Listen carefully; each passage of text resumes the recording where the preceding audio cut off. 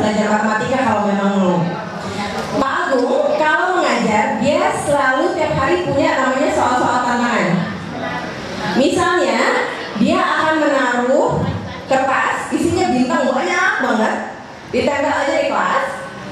Dia bilang ini soal tantangan untuk minggu ini ya, siapa yang bisa nyelesain datang ke saya, nanti saya kasih bonus gitu lah ya, hadiah kecil gitu ya. Jadi dia pasang bintang banyak, nah siswanya pilih strategi untuk menghitungnya dan sebagainya. Nanti kalau benar dia kasih bonus. Nah ini tiap minggu ganti-ganti tantangannya. Jadi itu salah satu cara dia untuk memancing rasa ingin tahu siswanya. Siswanya juga penasaran, loh kok bintang banyak banget di sini. Ini buat apa Pak? Nah, coba hitung banyaknya bintang tersebut. Nah, tadi sebenarnya ada satu yang saya lupakan. Harusnya sebelum menghitung, saya meminta ibu dan bapak memperkirakan dulu banyaknya ikan. Oke, kira-kira ikannya sebanyak apa tapi nggak boleh dihitung dulu. Itu namanya membuat aproksimasi, memperkirakan berapa ya, baru dihitung. Kelas 1 itu mungkin masih di satuan, kemudian kalau di kelas 2 nanti sudah naik di puluhan, kemudian sampai kelas tinggi ratusan dan ribuan. Konkretnya mungkin dengan bisa kami biasanya memakai kadang dengan lidi, kadang dengan sedotan minuman itu. Nah, setelah itu mereka sudah mengenal angka, lalu kami perkenalkan tempatnya, nilai tempatnya. Itu baru mereka tahu sudah mengenal angka, nilai tempat, baru disebutkan bilangan. Strategi pertama kami membagi dua dulu kertasnya. Setelah itu, setelah kertasnya dibagi dua, kami mengelompokkan yang di atas, karena memang sesuai dengan judul juga. Di pelajaran pembagian itu biasanya pembagian itu kita pengelompokannya. Nah kita kelompokkan untuk yang di atas sebanyak 7. Jadi karena ikan bergelompokan, kami lihat ikan yang terdekat. Jadi kita kelompokkan yang ini satu, tapi jumlahnya sama. Ini 7. Dan untuk bagian kedua, kami mengelompokkan seperti halnya pada bagian pertama, tetapi di sini jumlahnya berbeda karena tidak ada ketentuan harus sama dengan jumlah di atas. Maka di sini kami mengelompokkan berdasarkan ikan yang terdekat. Ini 4. Nah, konsep perkalian kami gunakan di sini, yakni 7 dikali 4, 7 kali 4. 4 kali 7, sorry. Terus di sini 6 kali 4. Jadi hasilnya kita jumlahkan. Mungkin itu cara. Ya, hasil pekerjaan kelompok kami. Di sini kita mencari cara mudahnya, yaitu melihat berdasarkan baris ikan. Lurus. Jadinya kita tidak cari yang sulit. Jadi kita pertama-tama kita melihat deret ikan yang pertama itu jumlahnya berapa, kita jumlahkan. Kemudian begitu pula dengan ikan yang selanjutnya yang di bawah. Kemudian kami kelompokkan mana ikan yang jumlahnya 5, mana ikan yang jumlahnya 4, 3 dan 2. Kemudian kita kalikan dari setiap ikan itu, baru kita jumlahkan keseluruhan dari jumlah ikan itu sendiri. Jadi kita mengelompokkan terlebih dahulu jumlah ikan yang baru kita jumlahkan. Kami langsung aja dibagi sama sebenarnya di kelompok-kelompokkan, cuman kami pakai angka 5 aja. Jadi semua 5, pokoknya 5, sisa berapa gitu. Ternyata ada 10 kali 5, 50, ada 2 ya jadi 52. Ya lebih mudah aja sih. Kalau 10 kebanyakan, agak susah. Kalau 5 itu bilangan yang udah ditambahkan, tapi ya juga sedikit dan Oke, gitu ya. Ini per barisnya yang pertama kan 5. Berarti kita tambahin semua. Kita tambahin sampai ke bawah 4. Kemudian 3, 4, 5, 2, 3. Jadi kita jumlahkan aja dari atas. 5 tambah 4, 9 sampai 52 ya. Tapi dengan cara yang mudah lagi, ini ikannya yang ada 5 ini, yang jumlahnya 5 ekor itu kan ada 4 baris. Jadi kita kalikan aja 4 kali 5 sebenarnya 20. Kemudian ikan yang ada 6 ekornya itu ada 4 baris. jadi 24. Kemudian ikan yang baris ada jumlahnya 3 ekor, itu 2 baris, jadi 2 kali 3 sama dengan 6. Terus ikan yang baris isinya 2 ekor itu 1, jadi hasilnya 1 kali 2 sama dengan 2. Jadi semuanya 52. Dari hasil 4 kali 5 sama 4 kali 6, 2 kali 3 sama 1 kali 2. Di sini kita ambil 2 baris Bunda. 2 baris kita ambil angka kecil aja dulu. Angka 2 baris pertama 2, kemudian 3, 2, 2. Itu kalau kita jumlahkan 9. Kemudian kita ambil lagi 2 baris yang kedua.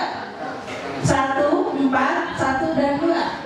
Supaya anak-anak itu lebih mudah paham sebenarnya itu. Dan bisa mengalih-alihkan dulu. Terlalu mungkin kelasnya sudah kelas 3, 4 itu. Kita ambil dulu pemahaman awal dulu anak-anak yang kelas 1 atau kelas rendah-nya. Bintangnya ada di dalam piring. Maka kita tahu itu 3 tambah 0. Bagaimana kalau di dalam piringnya kita keluarin 1, itu 2 tambah 1 jadinya. Kalau kita keluarin 2, jadinya 1 tambah 2. Kalau kita keluarin semua, jadinya di dalam piringnya 0, di luarnya 3. Sengaja ada yang warna lain biar kelihatan kontras. 0-nya jadi ketara. Gak ada apa-apa di piring, 0. Oke. Gak ada apa-apa di luar, 0-nya di kanan. Ini adalah namanya proses dekomposisi. Jadi saat siswa belajar bilangan 1 sampai 10, jangan cuma 1 artinya ini 1 tambah 1 dan 2 tambah 0, 3. Jadi kalau dibilang siswa mengenal bilangan 0 sampai 10, itu bukan artinya cuma tahu oh kalau 1 dia ada 1, 2, 10. Tapi dia mengenal bagaimana bilangan itu bisa dikomposisi dan didekomposisi dari bilangan yang lain. Mengenal bilangan itu gak sesederhana oh ini ada 10 dia tahu 10. Tapi dia tahu komposisi dan dekomposisinya. Oke. Ini. Nah, ini 3-nya ya didekomposisi, dipecah jadi bilangan.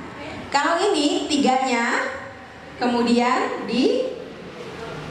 dikomposisi. Oke. Coba ya. Ini contohnya 9 tambah 3. 3-nya ini penting dekomposisi. Kita pecah jadi 1 dan 2. Kenapa? Karena kalau 9 tambah 1, tadi kita udah belajar itu adalah bilangan pembentuk 10 atau kawan 10. Oh, kita tahu ini 10 tambah 2. Jadinya dia digabung. Itulah sebabnya komposisi dan dekomposisi sangat penting. 70 ditambah 5 ditambah 5 ditambah 1. Oke, jadi ini digabung ya? Iya. Jadinya 70 ditambah 10 tambah 1. jadinya 81. Pakai peluang ada 3 situ, yaitu 50 ditambah 20 ditambah 20. Oke.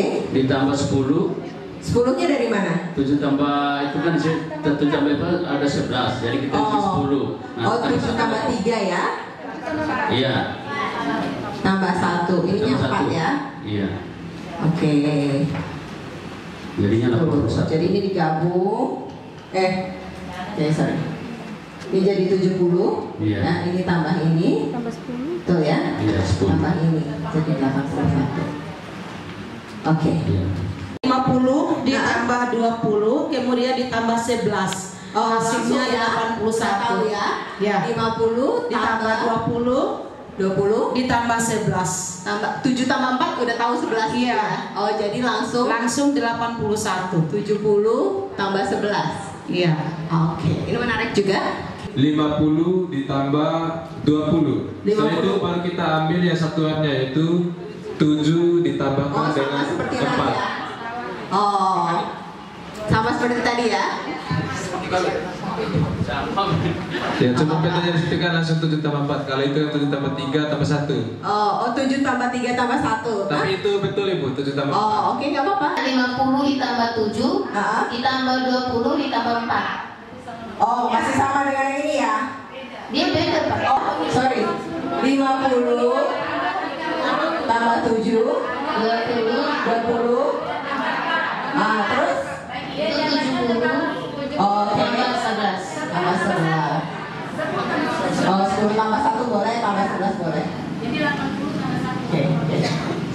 Kan 57 mendekati 60, Bu. Oke. Nah, jadi 60 aja ya. 60 tambah Ya, 24-nya kan mendekati 20 jadi 20. Jadi 84 ya. Lalu dikurangin berapa lagi? Nah, 24-nya jadi 20. Oh, oke. Oh. Oke. Ya, jadi 80. Lalu Nah, kan 4-nya tadi diangkat, 4-nya kan 3-nya udah diambil ke 57. Yang 57-nya tadi dikurangin 3 ya? Ya, sisa 1 jadi 1. Oh, sisanya 1. Ya. Oke, wow, menarik sekali. Jadi bincang bilangan ini bisa dilakukan dengan waktu yang tidak terlalu panjang sebenarnya. Dan ketika kita latihkan, nanti lama-lama kepekaan bilangan siswa kita juga bertambah. Kalau kepekaan bilangan siswa kita bertambah, enak deh kita selanjutnya. 1 satuan. Sekarang kita punya 10 satuan. Ternyata 10 satuan nilainya sama dengan berapa? Itu kita bisa kasih nama. Namanya 1 puluhan. Jadi kalau seperti ini, kita punya 1 puluhan. Sekarang coba bikin 2 puluhan.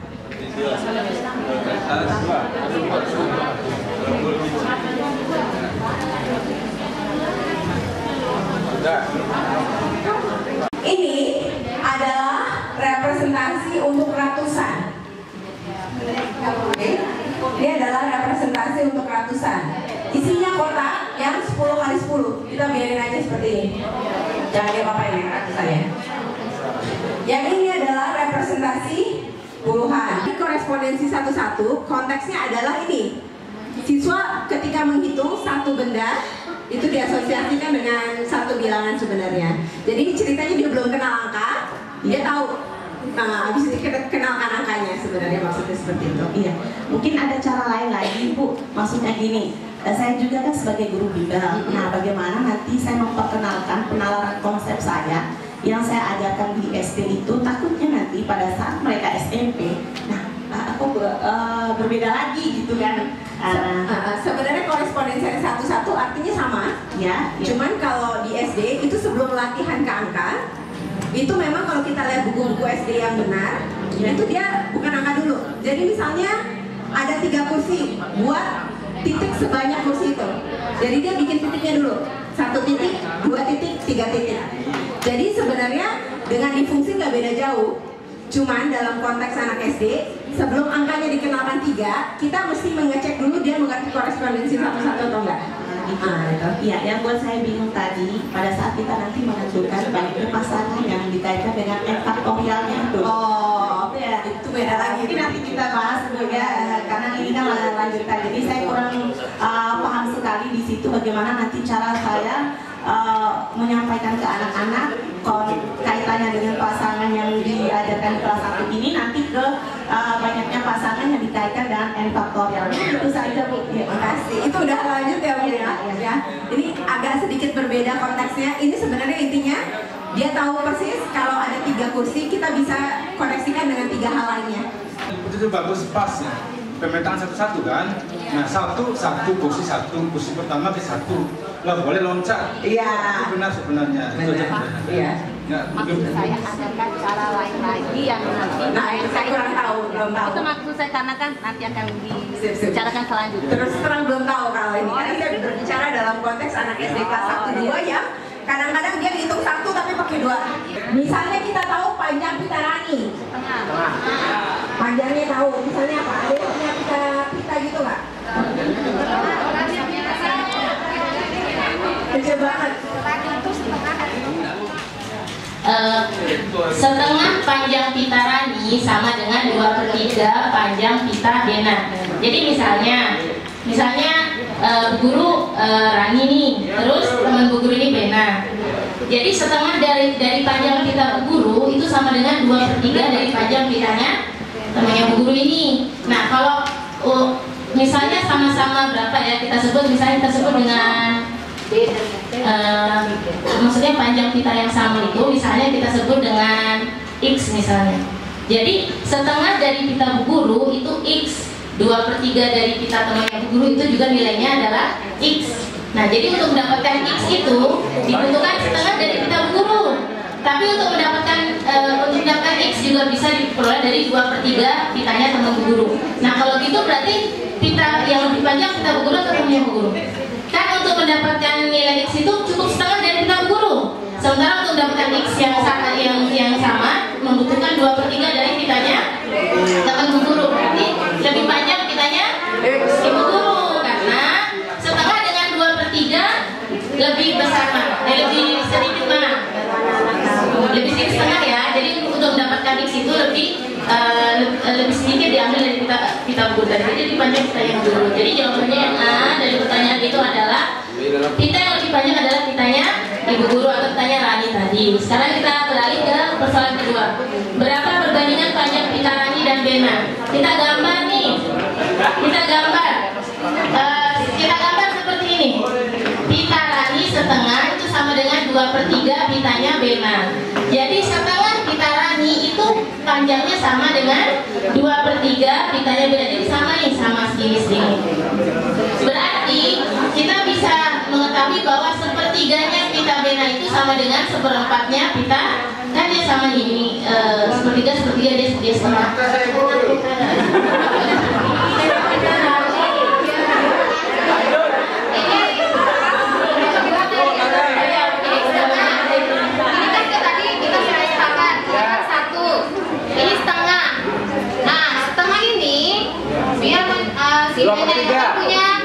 Kalau kita bagi ini menjadi berapa?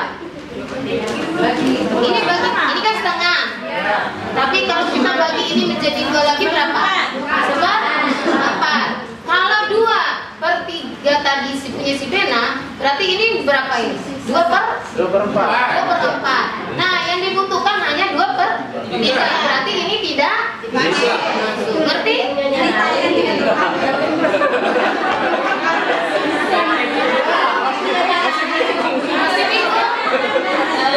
Lanjut dulu. Nah, pertanyaan kedua adalah perbandingan pita Rani dan Bena. Kita pakai kayak gini. Jadi setengah pita Rani sama dengan 2/3 pita Bena. Jadi pita Rani bagi 2 sama dengan 2 pita Bena per 3. Kemudian perbandingannya menjadi 3 pita Rani sama dengan 4 pita Bena. Jadi perbandingannya pita Rani dan pita Bena adalah 4/3. Ini ya, 4/3. Kemudian pertanyaan ketiga, selisih pita mereka 30 cm. Kita tahu lebih panjang pita Rani. Berarti pita Rani sama dengan 30 cm tambah pita Bena. Karena selisihnya 30. Pasti pita Rani itu pita Bena tambah 30 karena lebih panjang pita Rani. Dari sini kita bisa memperoleh ini kemudian jadi begini. Ini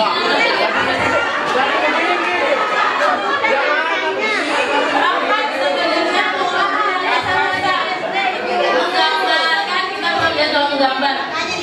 Makanya tadi sebenarnya jawaban 34 itu dari gambar. Tadi pakai gambar. Kalau kita dari awal gambar itu anak bisa ngerti. Maksudnya gini, ini kan setengah, ini 1/3. Jadi ini kan 1/4. Kemudian ini 1/4 gitu kan. Nah ini ada 1, ini 1/4. Sementara mereka ada 3 bagian, yang atas 4 bagian. Makanya jadi 3 bagian. Kalau ada papan nanti lebih mudah sebenarnya. Ya gitu. Nah ini dari soal diperoleh pita Raninya 120 cm, pita Benanya 90 cm.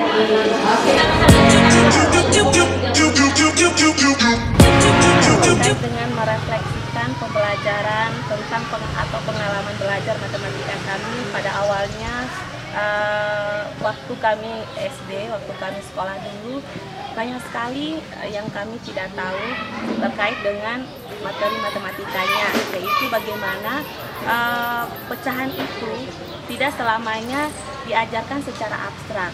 Tetapi pada saat kami melakukan pelatihan, kami mendapat ilmu baru bahwa pecahan itu didapatkan dari hal-hal yang sederhana dulu dengan memanipulasi benda-benda yang ada di sekitar kami. Contohnya seperti kertas yang ada di situ, kami melakukan beberapa pecahan. Operasi pecahan itu tidak kami hitung, tetapi kami menggunakan sebuah konsep nyata atau praktek langsung terhadap benda tersebut atau kertas yang kami gunakan. Kalau nggak dikasih nama nggak jelas. Siapa? Kita siapa? Ternyata 2/3, tapi ini cuma 1 bagian. Sedangkan 2/3 artinya 2 dari 3 bagian. Artinya 2/3 harusnya di sini ada berapa bagian? 2 bagian. Jadi di sini saya bagi 2, ada 2 bagian, baru dia 2 dari 3 bagian yang kelihatan. Tapi sepertiganya nggak kelihatan. Oke. Jadi setengah pita Bena sama dengan 2 dari 3 pitanya Rani. Ini udah 2 bagian. Artinya pita Rani harusnya ada berapa bagian? 3 bagian. Bagian yang ketiganya ukurannya berapa? Segini atau segini? Ukurannya segini ya. Artinya kira-kira ukurannya segini. Nah ini jadi 3 bagian. Ya betul? Nah dari sini ke sini itu panjangnya apa? Panjang pita siapa? Bena. Dari sini panjang 1 kali panjang pita Bena. Oke. Sedangkan ini setengah pita Rani. Kalau saya mau tahu satunya, buka aja ya. Nah, ini dari sini ujung sini sampai ujung sini itu 1 kalinya pita. 1 kalinya pita Rani. Coret. Oke. Bagian A langsung terjawab. Panjangan pita mana? Kalau pakai strategi panjangan pita Rani. Oke. Nah, lihat nih. Karena ini tadi 2/3 ya. Boleh nggak sini saya kasih garis dulu? Boleh. Ini tadi yang dibilang sama kelompok lain panjangnya 1/4. Ya pita Rani. Ya. Jadi di atas ada berapa bagian? 4 bagian. Di bawah ada berapa bagian? Rasionya langsung ketemu. 4/3. Kita tahu panjang pitanya juga kita tahu rasionya. Oke, tadi sisanya segini. Ini berapa? 30. Sama nggak dengan panjang ini? Sama. Nah, ini ada 3 kali 30. Jadi panjang pita Bena berapa? 20. Panjang pita Rani ada berapa? 20.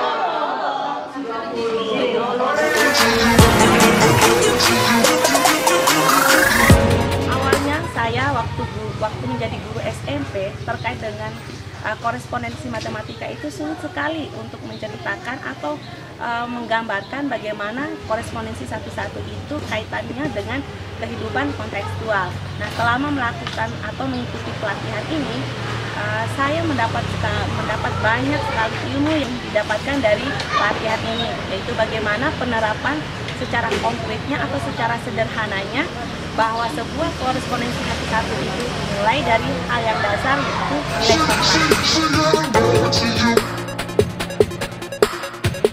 nilai berharap semoga kegiatan seperti ini berlanjut bukan saja di matematika tapi di pelajaran-pelajaran lainnya untuk kami terutama di guru sekolah.